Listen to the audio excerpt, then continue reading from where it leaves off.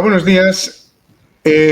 Bueno, estamos para Informa Radio y para Unidad Hispanista, hoy con un programa distinto a los que he hecho hasta ahora, con una compatriota española que vive en México y bueno, pues queríamos un poco que ella nos diga exactamente cómo es México.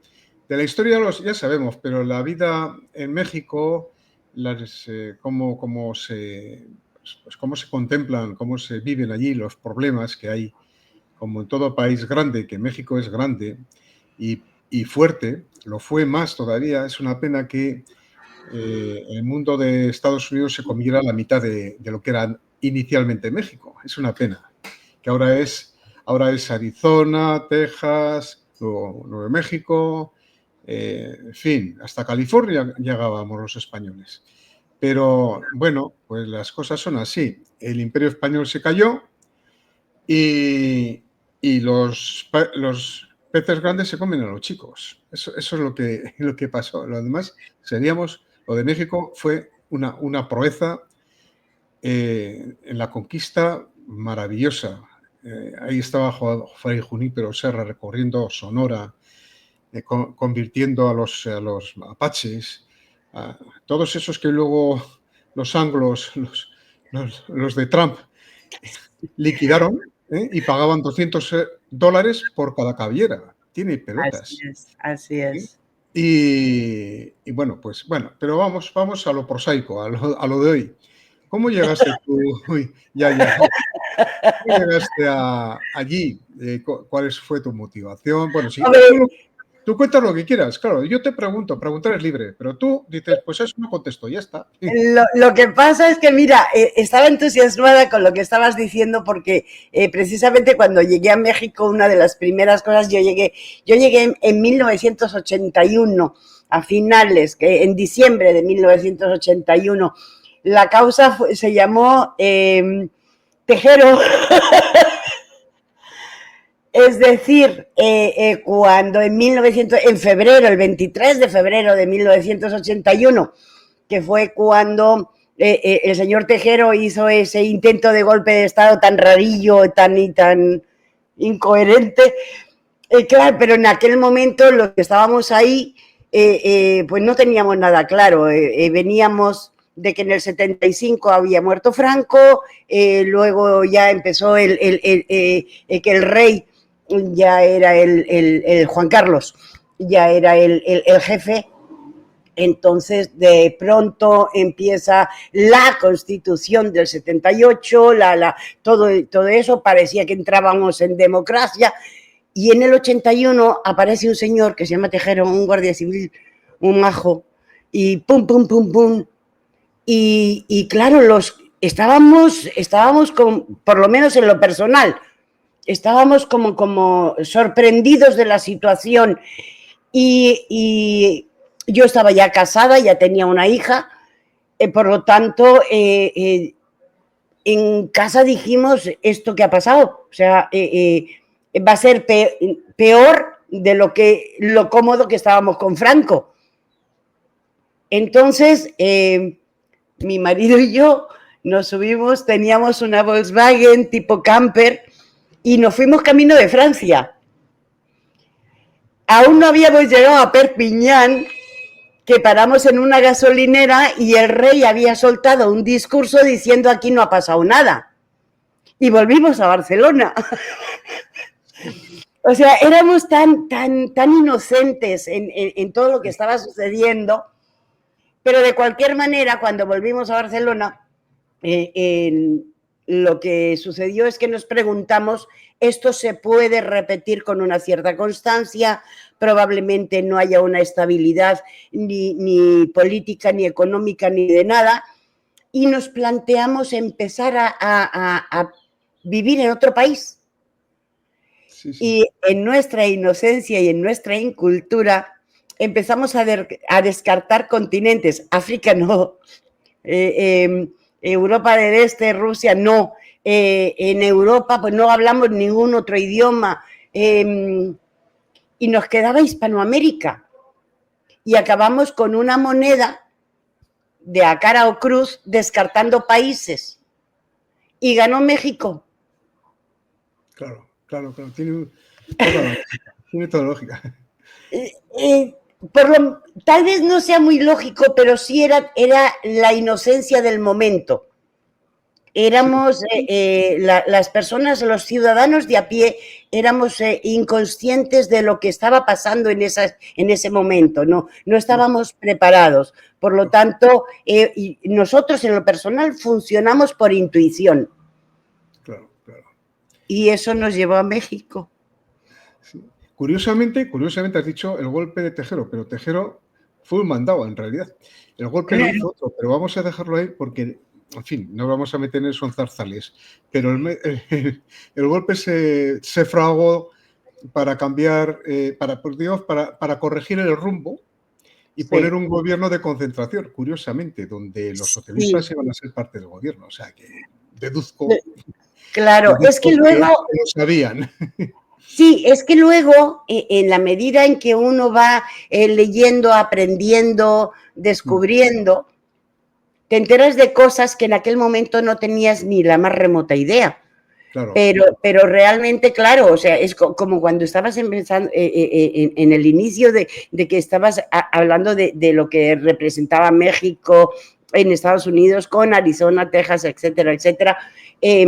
Claro, es que depende del momento y tu situación personal. Es decir, tanto mi esposo como yo, personas no preparadas intelectualmente, sin carrera universitaria, éramos éramos la plebe, éramos la masa, que aquello que nos dijeran nos lo creíamos todo. Afortunadamente, con el paso del tiempo uno va aprendiendo, pero en aquel momento así fue. Y no cuento lo que aprendí yo, porque vamos, yo estaba en plena moviola, en plena movida de la izquierda. Claro. Y yo dormí tan fresco, tan tranquilo. Digo, bueno, pues algo pasará. Yo al revés, pero, ¿qué te parece? Pero vamos, yo fui más ingenuo que tú, porque podía haber pasado algo serio. Sí. En aquel momento yo era de izquierdas, estaba muy, muy metido en la izquierda. Pero vamos, no sé, pues era muy inocente. Yo era muy inocente. Es que lo éramos en términos generales, yo creo que sí. Incluso aquellos políticos que llevaron a cabo todo ese régimen del 78 del que tanto hablamos tantas veces, no es que fuera inocencia, sino la confianza de un concepto de honor. Éramos otra sociedad. Sí, totalmente, totalmente. Y se suponía que existía eso, un honor, la palabra dada. Habían tantas cosas en las que creíamos que luego se nos han venido abajo, que por eso nos consideramos inocentones o ilusos, pero en realidad es que la sociedad funcionaba así. Éramos gente buena. Claro. O sea, como dices, la máxima representación de la inocencia son los niños, ¿no? Y los niños no tienen maldad. Pues eso, yo particularmente no tenía ninguna experiencia política, pero yo iba a corriente de la moda, ¿no? Entonces la moda era ser de izquierdas, pues vamos a ser comunistas. Pero vamos, con una inconsciencia absoluta, ¿no? Pero vamos, claro. Pero eso, no había maldad. Ahora sí. Exactamente. Mira, yo te voy, perdón por las interrupciones, pero... No, nos estamos interrumpiendo. Disfruto muchísimo este tipo de cosas, porque hay una parte humana detrás de todo esto que generalmente nos sale a la luz.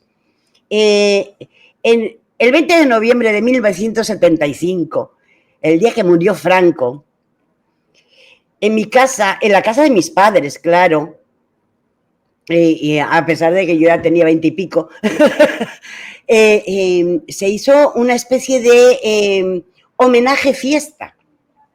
¿Por qué? Papá era franquista, mamá era anarquista, mi hermano el mayor era de comisiones obreras. Yo tenía amigos que eran objetores de conciencia, que se negaban a levantar un arma en el servicio militar y los mandaban ahí en medio de la nieve casi a que se murieran. En medio de ese... Y además vivíamos al lado de un colegio de monjas. Entonces, en casa habían franquistas, anarquistas, comunistas, sindicalistas a lo mejor, objetores de conciencia y monjas. Y se abrió, si no recuerdo mal, 2 botellas de cava y se puso un plato de cacaos para hacer una mezcla de homenaje y fiesta. Unos querían celebrar y otros querían homenajear. Cantamos la Internacional Socialista y cantamos el Cara al Sol como demostración de que a partir de ese momento todo empezaba a funcionar. Qué bonito. Eso pasó en mi casa y yo tenía apenas 20 años, yo todavía no me enteraba de nada. Qué bonito. ¿Cuánto tendría que aprender algunos de aquel tiempo? Porque efectivamente, diríamos, todo eso era muy espontáneo y natural. Tú pensabas de una manera, a veces sin ningún fundamento, como yo, pero pensabas de esa manera y otros, pues, compañeros y amigos míos, pues que no, eran de régimen, ¿eh? Y yo era proclive a los sindicatos de clase, como profesor, maestro que era. Yo era maestro, y otros eran partidarios del sindicato que se llama SEM, el Servicio Español de Magisterio, que era el vertical, y todos convivíamos como si nada, ¿eh? Claro. Pero con total normalidad. Exacto. O sea, no había este encono, este enfrentamiento, esta perturbación de esta división otra vez del enfrentamiento entre 2 Españas, ¿no? Que nos quieren mi padre era enlace sindical en el gremio de artes gráficas y mi hermano era un sindicalista de comisiones obreras, no sé cómo se llamaría, era mecánico. Entonces, ahí estaban los 2 conviviendo a diario. Pero en fin, eso es lo que yo echo en falta, ese espíritu de concordia que había, que creíamos que la Constitución iba a salvar los enfrentamientos de la guerra civil. De hecho, después de la guerra civil ya se acabó el enfrentamiento. Así es. Y ahora quieren tirar la cruz del Valle de los Caídos y es una cruz de concordia. Así que representa, porque ahí hay enterrados republicanos y hay enterrados franquistas. Exactamente. Los 2 bandos están enterrados ahí. Que claro. Esa cruz representa lo que representa la cruz de Jesucristo, que es el amor, la fraternidad y la superación del odio. Así es. Pues no, están empeñados en resultar el odio, no hay manera. Y otra vez volví más que lo mismo. Con lo cual, yo casi te envidio. Porque aquí las cosas están un poco feas, creo yo. Y eso que yo vengo de la izquierda, pero ya no soy de izquierdas porque me he desencantado hace tiempo. Bueno, yo te estoy contando la película, la que estabas para contar la película eres tú. Bueno, vamos a jugar a esto. Lo que pasa es que a mí me gusta unir temas y en este concepto de la unidad hispanista, y a mí me gustaría dejar claro que ese deseo que tenemos tantísimos de reunificación, de esa unidad hispanista, de toda la llamada Hispanoamérica, con lo que entonces se llamó la madre patria, ahora sería la hermana patria, porque ya no puede ser madre, ya no puede, pero requiere de que España se recupere.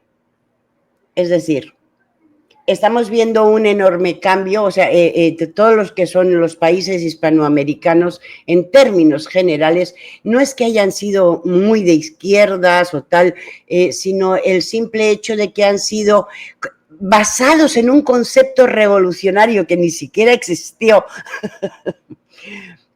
que se apartaron de la madre, esa madre patria, esa España imperial maravillosa que fue, y que por lo tanto, sin darnos cuenta, ha dejado de ser y se sintieron huérfanos. Lamentablemente así es. No importa si actualmente todavía hay un deseo o una esperanza de que España vuelva a ser algo grande. El hecho es de que ya no lo es. Entonces, son países que se han quedado muy huérfanos de esa España que los hizo tan potentes. Yo lo siento en México porque lo hablo con muchísimos mexicanos y cuando hablo de mexicanos no son esos emigrantes en Estados Unidos que no saben hacer la O con un canuto, sino estoy hablando de personas, tenemos a personas como Eduardo Verástegui, Zunzunegui, gente que está tan entregada al respeto, a esa gran unión que hemos tenido como países.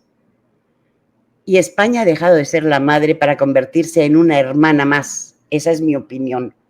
Correcto, sí, porque, bueno, y además yo creo que ya en este momento debe ser una parte más de la familia, pero sin ninguna primacía sobre el resto, porque somos un trozo más de lo que yo llamo mi nación, que es la hispanidad. Yo francamente, ya lo llevo diciendo varias veces que mi nacionalidad no es España, es la hispanidad, porque es ahí donde se fundó ese espíritu cristiano potente, casi hegemónico en el mundo. Hegemónico, sí, por supuesto. Que llegaba hasta China con el Real de A8 y controlaba la ruta de la seda, sí.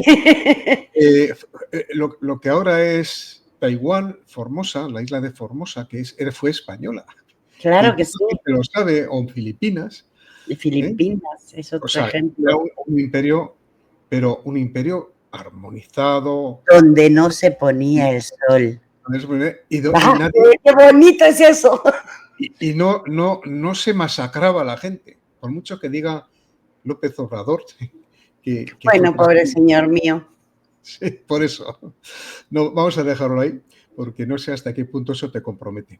Pero no hay problema siempre y cuando no haga una crítica, digamos que agresiva. Puedo tener opinión, pero no puedo hacer críticas agresivas debido a que nunca adquirí la nacionalidad mexicana y por lo tanto en calidad de residente extranjera solo tengo dos limitantes, porque soy residente permanente. Tengo dos limitantes. Una, no puedo votar en México y dos, no puedo involucrarme directamente con la política mexicana. Eso significa no hacer una crítica exhaustiva en contra del sistema de gobierno. Eso es todo. Pero opinión sí la puedo dar, ¿eh? O sea, no hay ningún problema. Bueno, pues tú dices lo que creas que puedes decir, ¿no? Pero vamos, que lo que iba a decir yo es que a mí me parece una fantasmada, a mí, sí, que un presidente de México diga que allí hicimos un genocidio y que pida al rey de España a alguien que pida perdón. Pues es justo lo contrario. Hernán Cortés hizo la obra más maravillosa que se puede hacer. O sea, es... Contrariamente a Francisco Pizarro, por ejemplo, el conquistador del Perú, Francisco Pizarro fue en plan colonial. Fue muchísimo más agresivo. Más agresivo. Y de hecho, asesinó a Montezuma. No, Montezuma era.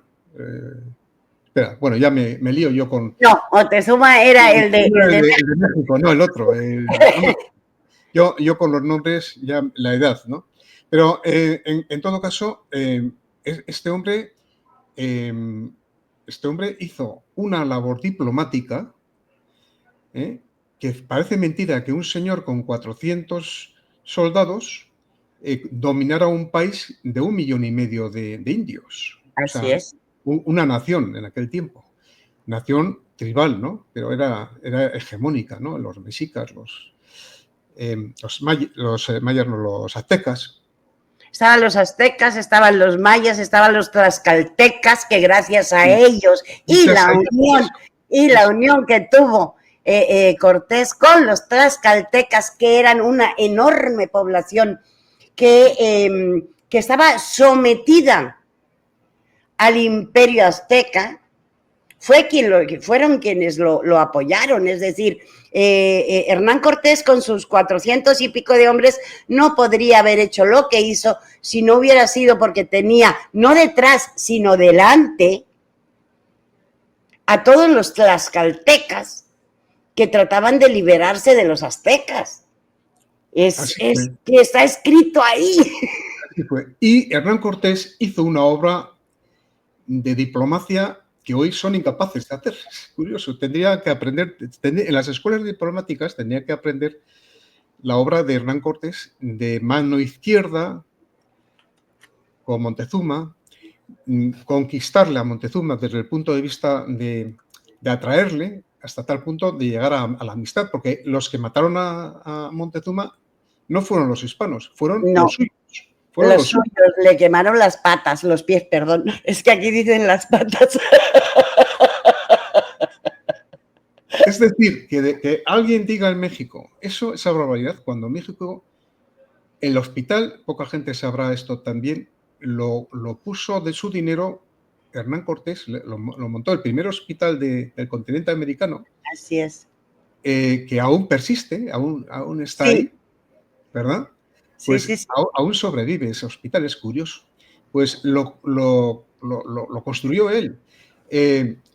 Lo primero que hizo Hernán Cortés, llamar al emperador y decirle, oye, envíame rápidamente un contingente de 12 franciscanos que vamos a empezar, nada más llegar, vamos a ver si conseguimos que los propios indios tiren sus ídolos y construimos una iglesia aquí cristiana en toda esta parte.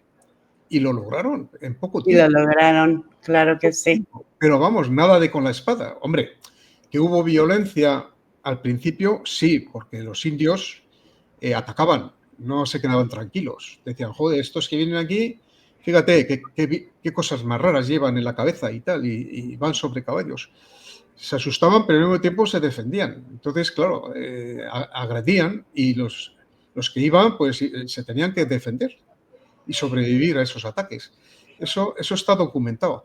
Pero vamos, quiero decir que fue algo asombroso. Es que hay varias cosas. Mira, yo recuerdo que una de las primeras cosas que hice cuando llegué a Ciudad de México fue, me escapé a la Biblioteca Nacional, que está al lado del Palacio de Bellas Artes y al lado de ese hospital.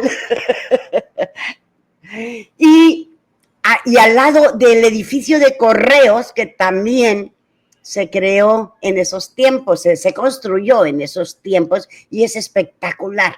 Es un edificio absolutamente colonial, le llaman aquí, y precioso. Bueno, el caso es que me fui a la Biblioteca Nacional y leí un montón de cosas en la esperanza de entender a dónde había llegado, ¿verdad?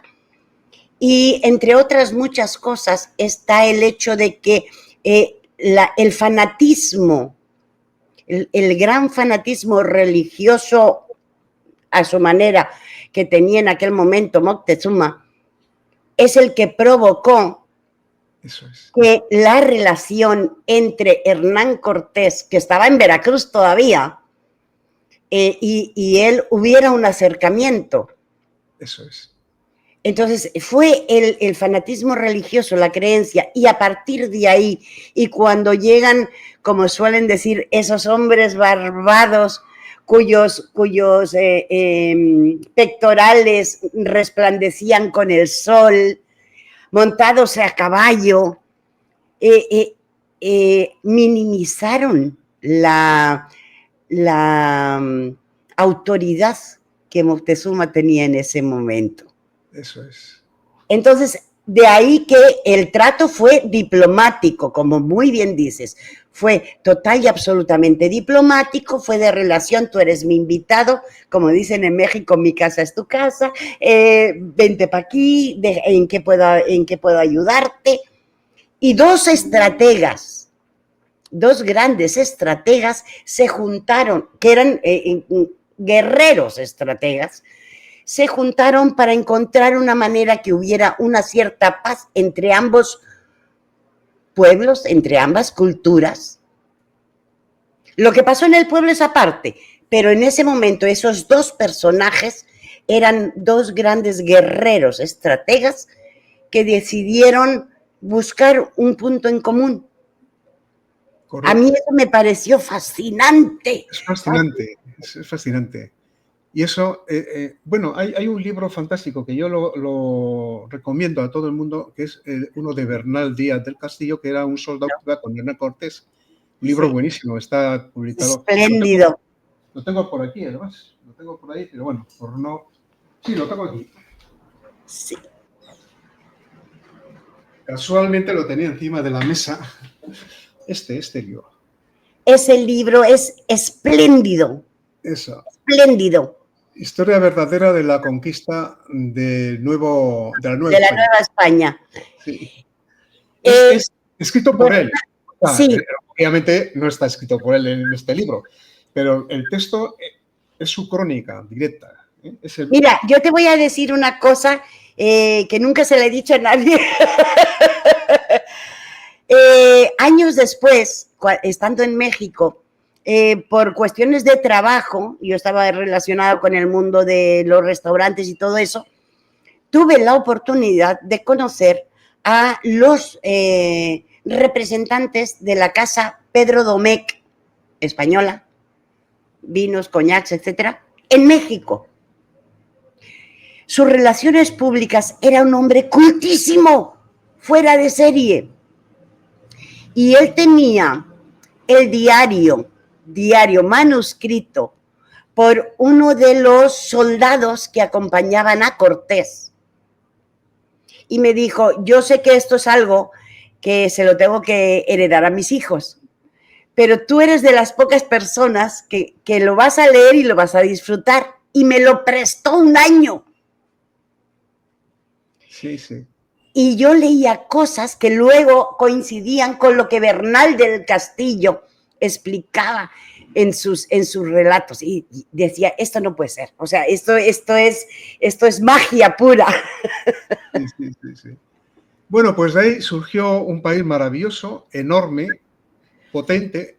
México en concreto tenía cosas que no tenía Londres. Por ejemplo, el alcantarillado. Exacto. Eso lo puso en marcha un clérigo. Así es. Un religioso, por cierto. O sea, que bueno, es que había mentes religiosas también que iban allí. El mundo del clero allí, la verdad es que fundó toda esa civilización.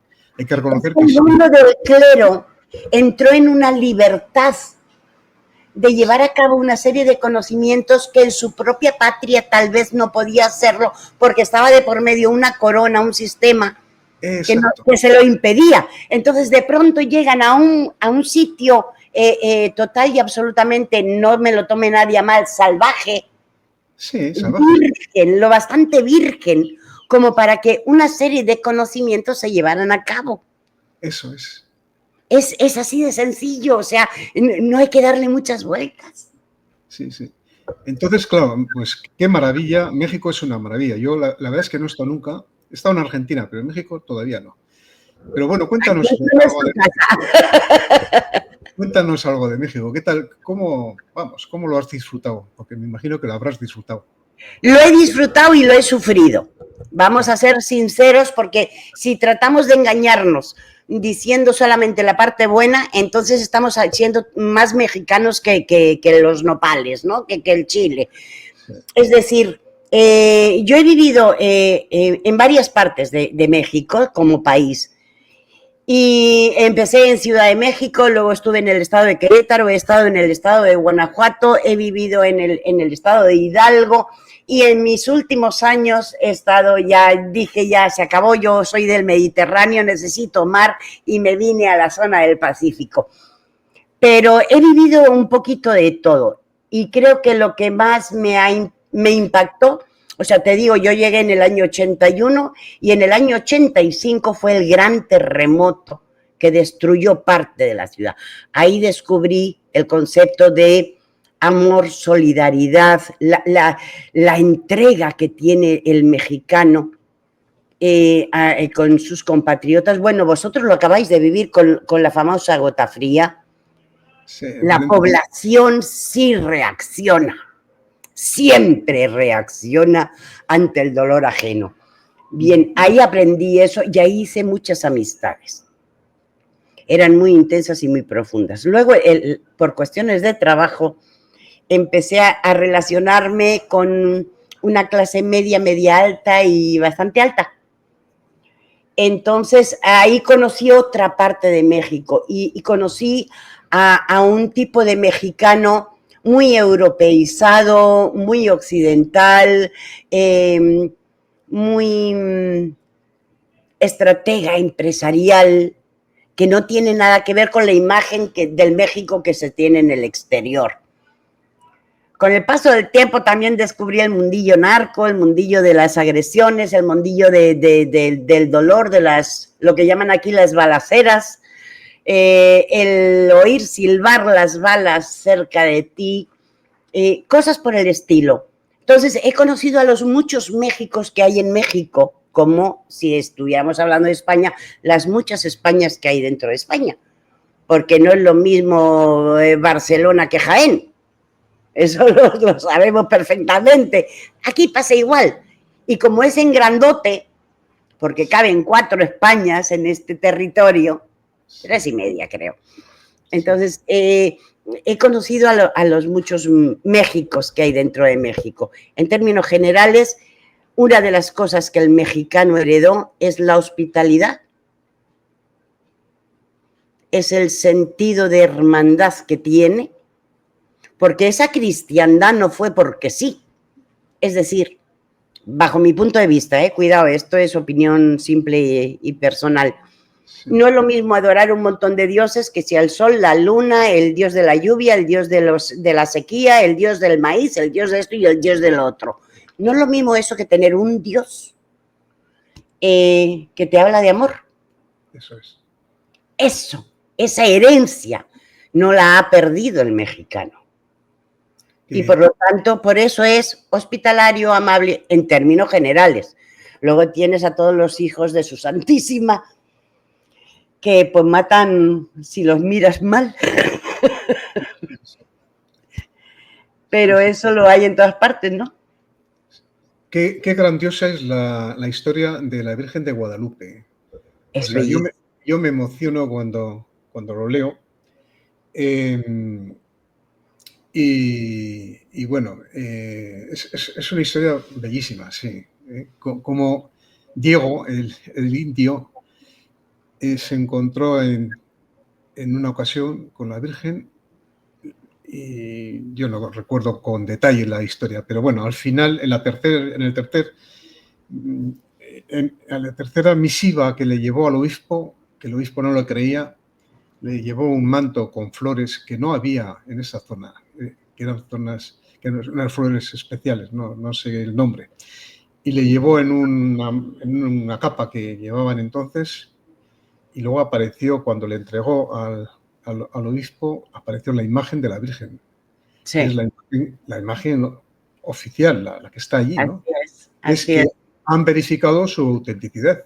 A mí, sí, gente seria en estas cosas han dicho que han hecho 1000 estudios y que es auténtica.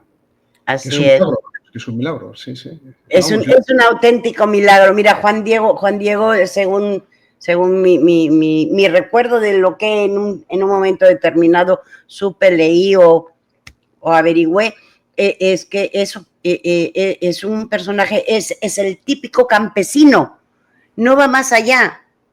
Sí. Es una mezcla de campesino y pastor. Sí.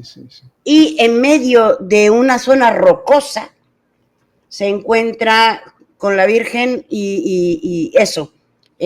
Cuando intenta constantemente acercarse a la Iglesia Católica y llegar al momento es cuando es una especie de ensayo, como decimos en España a veces. ¿No se llama timbal? No, es como una especie de ensayo, porque es parecido al poncho. Sí. La idea de esa cosa, porque es algo que es como es un algodón muy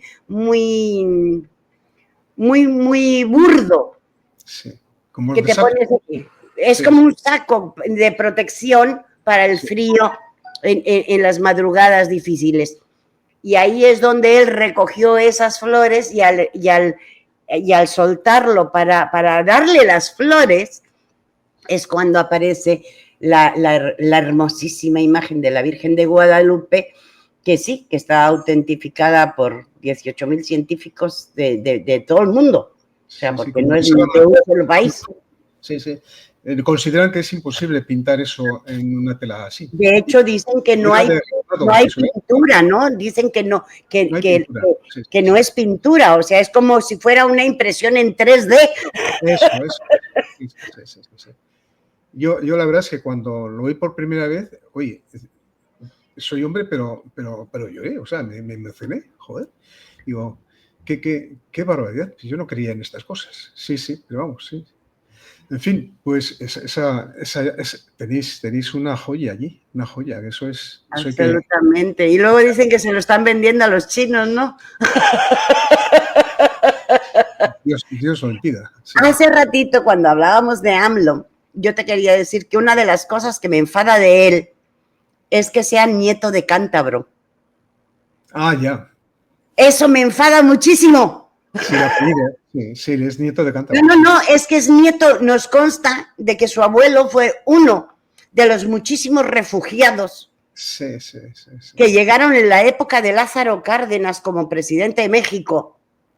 Sí. O sea, su abuelo llegó como refugiado. Sí. Entonces, que no me venga con historias pidiendo ni el oro, ni el moro, ni nada. Bueno, que se quede con el moro si quiere. No, pero además, qué bonito es vivir en fraternidad, saber que hablamos la misma lengua, tenemos la misma religión, partimos de la misma historia, porque la historia de España fue una historia conjunta, y que formábamos una familia perfectamente compenetrada durante casi 3 siglos. Y que luego todo eso se vino abajo porque, claro, entraron las ideas masónicas, la masonería famosa. ¿Qué daño ha hecho? Las ideas de Voltaire, Rousseau, había que hacer tabla rasa. Luego llegaron la guerra de los cristeros, allí en el año 1926, que duró 3 años. Yo conocí, de hecho, era mi madrina, una señora mexicana, hija de asturianos, que me explicó y me enseñó en tantas ocasiones la casa de sus padres, donde escondían a las monjas en la guerra de los cristeros. Esa señora tenía 18.000 reliquias, era impresionante lo que tenía. Y ella me explicaba con pelos y señales, porque me decía, yo todavía era una chiquilla, pero mis papás, asturianos, formaron parte de todos esos grupos de familias que protegían tanto al cristiano como a las monjas, como a los curas en esa época. Sí, ha sido una persecución de brutal. Porfirio, ¿no era Porfirio? No, Porfirio era otro. No, bueno, vamos. Pero ya no me acuerdo de detalles, pero fue una persecución lamentable. Sí, creo que sí fue con Porfirio Díaz, sí. Porfirio, sí. Creo que sí. Pues fue una persecución, una guerra, claro, una guerra de defensa, porque prohibieron el culto, salvo querían nombrar ellos mismos a los sacerdotes. Así es. Y bajo ningún concepto permitían la supervivencia de la Iglesia autónoma del poder político. Así es. No lo aceptaron. En fin, es una pena porque, bueno, pues de alguna forma algo de aquello ha quedado, ¿no? Creo yo. Pero bueno, hemos dicho que algo queda de todo eso, por supuesto. Sí. Siempre queda algo. El remanente de la historia siempre está ahí más o menos presente en nuestras vidas, ¿no? Sí. Y no habéis pensado volver Sí lo pensé. Mira, de hecho, hubo un tiempo del año 2002 al 2006, me quedé en España, volví. Mis padres en ese momento ya estaban viviendo en Javea, en Alicante, y como consecuencia de la enfermedad de mi madre, pues yo volví y decidí quedarme. y me quedé esos 4 años. Mamá murió, al cabo del año murió papá, y yo le dije a mi hija, porque volvimos las dos, y le dije a mi hija, ¿sabes qué? Yo necesito volver a ser feliz, y en España ya no lo soy, y no es problema de España, el problema es que yo ya no me adapto. España ha evolucionado en una velocidad estratosférica, y yo he permanecido porque México es más cercano a la España de Franco que a la España actual. Entonces yo no conseguía adaptarme. A mí, yo llegaba todas las mañanas, salía de la casa, iba a trabajar, porque trabajé durante esos 4 años y pico que estuve, y yo decía buenos días, buenas tardes, y nadie me contestaba. Ha cambiado mucho, sí. La educación se había perdido. Sí. A mí no me trataban con respeto, no me decían señora, y ya estaba vieja. A mí me decían tía, o sea, ¿qué pasa, tía? Y a mí eso me dolía en el alma, me costaba aceptar todo ese nuevo cambio. Y yo me di cuenta de que el problema era que España sí había evolucionado a un ritmo y el mío no era ese ritmo. Yo había, no te voy a decir que involucionado, pero sí probablemente me había estancado en una serie de conceptos de tradición, de educación, de respeto, de honor, de mantener la palabra, y no la encontraba ahí. Entonces yo dije, yo quiero volver a ser feliz y Pues vuelvo a México. qué maravilla, ya me gustaría a mí permanecer en esa forma de ser, ¿no? Ya me gustaría a mí. Bueno, yo creo que permanezco a mi manera, pero claro, Sí. ya te quedas desfasado, lo que dices, te quedas como en una inadaptación, ¿eh? A mí me pasa lo mismo, pero vamos, yo creo que todavía hay valores, todavía quedan valores, Sí. pero residuales, ¿eh? Desgraciadamente tienes razón, no ha ido a mejor. Yo te puedo decir una cosa, vosotros, mira, los que estamos fuera, cuando volvemos, no tenéis ni la más remota idea de lo mucho que os agradecemos a los que os habéis quedado en la lucha. Porque cuando tú vuelves y dentro de un barrio todo ha cambiado, menos el bar de la esquina, el vecino de al lado, que sigue siendo esa persona maravillosa, eso es nuestro respiro. Entonces, ¿qué pasa? Que vosotros habéis seguido en la lucha y estáis en ella y lo estáis logrando. Y se puede notar en la cantidad tan enorme de jóvenes que en España están reaccionando en contra de ese mundo woke, estúpido, 2030, toda esa mierda que hay, perdón por la expresión. No es una expresión mala, es acertada. Sí. Pero sois vosotros los que lo habéis logrado. Nosotros hemos sido a lo mejor un poquillo más egoístas. Hemos sido...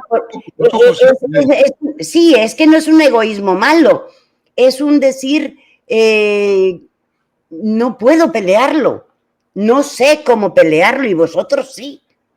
Bueno, yo tampoco sé, lo que estamos haciendo aquí es una forma de pelearlo, ¿no? Es mi forma de pelearlo, es decir, intentar decir las verdades del barquero a mi modo, ¿no? Claro. Bueno, no sé si acertaré o no, pero lo intento. Sí. Claro que sí. Y claro, tú estás haciéndolo también, es decir, yo te he visto en varios programas y eres una sabia, es una persona con sabiduría. No. Sí. Sí. Por eso te he invitado. Si no hay más que ver las cosas que dices que son ciertas y además tienen su valor, son cosas valiosas. ¿Sí? Porque, claro, es que ¿por qué vamos a prescindir de lo bueno del pasado? Hay que conservar. Ser conservador no está reñido con ser progresista. Tú conservas lo bueno y desde lo bueno vas a lo mejor. Claro. No puedes barrer lo bueno para empezar de cero. Exactamente, estamos total y absolutamente de acuerdo. Yo creo que solamente se progresa a través de la conservación. Exacto, sí. Mira, papá, que era bien franquista, bendito seas. Papá siempre decía lo mismo, mira, necesitas tener en tu época juvenil una época rebelde, agresiva, estar en contra de todos los sistemas, estar enfadada con el mundo. ¿Por qué? Porque en el momento en que tengas un hijo, compres una casa o un coche o lo que sea, te convertirás en conservadora, Sí, sí, porque sí. querrás conservar lo bueno de la vida, Sí, sí. y tu rebeldía se quedará nada más en el corazón, porque en el cerebro habrá otra cosa. Tal cual, tal cual. ¡Ay! Son esas pequeñas cosas que uno va aprendiendo en el camino, las que te van marcando el por qué el español en términos generales se ha modificado, por qué todos estos países, desde México para abajo, o sea, yo los que me sé seguidos son Centroamérica porque me los he recorrido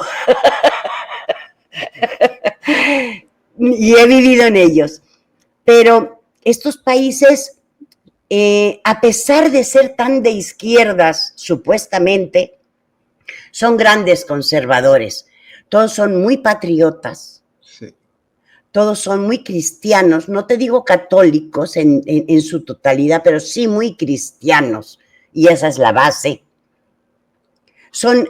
Están en favor de la familia. No, la idea del aborto les parece horrible. Es que lo es. Sí.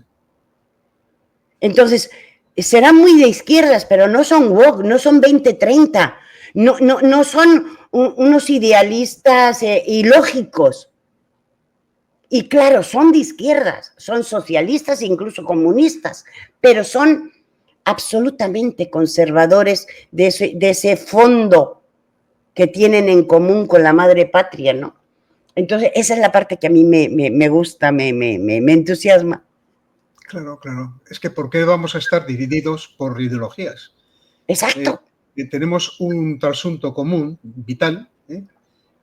Muchos no se dan cuenta, son ateos, pero muchos no se dan cuenta que sus conductas primarias nacen de los fundamentos cristianos que les han dado como cultura. Exactamente. Y eso nos hace ser civilizados, que es lo que hicimos allí, esa civilización.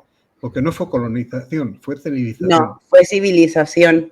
Sí, sí, sí. Total y absolutamente. Es decir, antes nombrabas a Fray Junípero, yo recuerdo que lo primero así que medio por encima leí era que buscaba la fuente de la eterna juventud. Qué tontería. Sí, pero en base a esa curiosa expresión, aprendí que llevó a cabo un recorrido tan impresionante a través de México y llegando a California y la parte alta de California, o sea, a la California estadounidense. Eso es. A Los Ángeles. Por cierto, hago un inciso con respecto a California. Y es que una de las cosas más maravillosas que he visto en mi vida es que la primera constitución del estado de California se escribió primero en español y luego en inglés. Ajá, no sabía eso. Entonces, yo no tenía ni idea de eso, pero a través de un señor que era un director de museos, cuando lo conocí me pareció espectacular. Es decir, la Constitución del Estado de California primero se escribió en español y luego se tradujo al inglés, que con los años se modificó y se puso primero el inglés. Bien, de acuerdo, no me importa, pero la primera fue en español. Pues mira, otra cosa más que aprendo. No sabía eso, mira, y es muy interesante, ¿eh? Claro. Sí, búscalo porque sí es interesantísimo conocer que, claro, es que esos eran territorios mexicanos y por lo tanto el idioma predominante era el español. O sea, pasa lo mismo con el estado de Texas, con Arizona, etcétera, etcétera, etcétera. O sea, el desierto de Sonora atraviesa hasta el desierto de Arizona. O sea, es el mismo puto desierto, perdón, me mexicanicé, es el mismo desierto que está ahí, o sea, ¿qué lo separa? No hay nada que lo separe. Así es, así es. Eso era España. Eso era España, sí, sí, sí. Cambiando de tema, y ya para un poco, para ir ya... Para ir cerrando. Quedan 5 minutos, algo más. ¿Cómo veis el tema Trump? Porque ahora, pues, Trump quiere poner una frontera ahí con México y tiene una posición un tanto... Y que conste que a mí me parece que Trump para mí significa el final del mundo woke, sí. que para mí es una prioridad. Ese mundo woke es criminal, vamos, no. Y el tema bueno, pues por muchas cosas que no puedo decirlas porque estamos en YouTube. Exacto. Pero bueno, hay una parte que comprensible, está luchando contra el narcotráfico y están luchando contra la delincuencia que le viene pues del sur, pero tanto es así, o sea, es realidad que pasa tanto. Ya lo ha hecho, ya lo ha hecho. El día de ayer ya hubieron una serie de personas que fueron detenidas y fueron deportadas. Hay un asunto, y a mí sí me gusta mucho aclarar esta situación. Muchos de los indocumentados, y en eso vosotros también tenéis mucha experiencia, es decir, cuando un inmigrante es indocumentado, no sabes de qué país procede. Entonces, muchos de los indocumentados que están en Estados Unidos son considerados mexicanos por su apariencia física, pero a lo mejor son salvadoreños, nicaragüenses, venezolanos, etcétera, etcétera. Bien, de los 13 millones de inmigrantes hispanoamericanos que viven en Estados Unidos, hazte cuenta, haz más o menos el cálculo de que unos 7 u 8 mínimo son indocumentados. Los indocumentados que trabajan no están teniendo problemas en sí, aun cuando están evitando salir a la calle por lo que pueda hacer. Esa es una gran realidad. Desde que Trump dijo lo que dijo. Pero sí están sacando algunos que si no tienes documentos, tú no puedes estar en este país. Y lo que están sacando primero son todos aquellos que están condenados y por lo tanto son delincuentes. A los delincuentes los están sacando a lo bestia. Hay una, como en los toros, división de opiniones. Unos se acuerdan de su padre y otros de su madre.